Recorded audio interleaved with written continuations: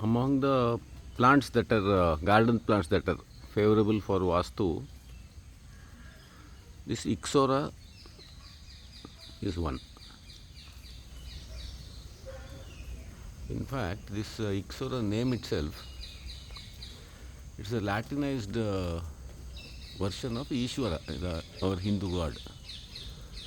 So when these Westerners first came and the Linnaeus and all came to India and all and started identifying the species, this Ixora, sacred Ixora is there. That is Ixora coccinea. That was first identified and given that name Ixora, and because it was used in the worship over there in Kerala in the traditional Devi temples and also all temples. So it's a traditional worshipping worship plant, and the most popular one is this red color Ixora. It comes in many some little hybrid and all people have developed out of this Ixora, and some of them have more flashy flowers like this one, and the traditional variety also I covered in many videos.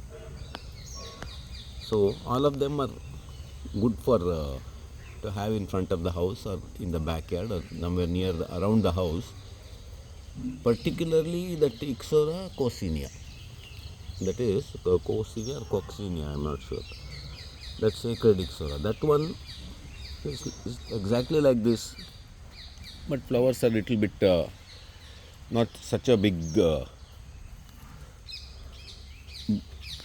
structure like this one, and then it is also herbal. That is, this red flowers, they are astringent, and the decoction or this tea of this flower, red flower, dried flowers or even fresh, is used for drying the wounds in the urinary tract and uterus and all such things in Ayurveda. So it's an important herb, and then good for worshipping Devi, particularly in Devi temples in Dakshina Kannada and West Coast and all. For important occasions, this flower is a must. So it's important for Devi worship, that is traditional and herbal. Then looks also nice, you can put in the vase and all, and flowers profusely for a long flowering season. The Ixora is a group of some hundreds of Ixoras are there.